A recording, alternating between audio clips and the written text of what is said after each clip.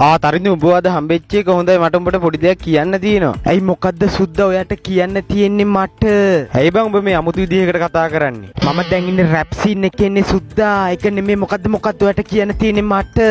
මේ මම කියන්න හැදුවේ මේ ඔහොම ඉන්න සුද්දා ඔයාට මට කියන්න තින්දේ නිකන් රැප් එකකින් වගේ කියන්න පුළුවන් ද පද පෙළ ටික ඒකට අමුණලා. ඕන්න මගුලක් ඔන්න එහෙනම් අහගනින්කෝ. තරිඳු මල්ලි හන්දක් වහන්න පුළුවන් ද තරුවෙන්? නැවක් දක්කන්න පුළුවන් ද හබලෙන්? දවසක් එද්දි මම වැඩ ඇරිලා වරුවෙන්.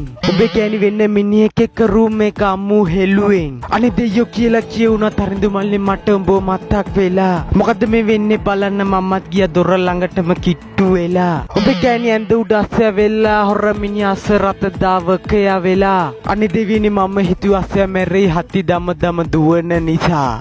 හිත හිරි වැටුණාදෝ ඇස් දෙක දැකලා.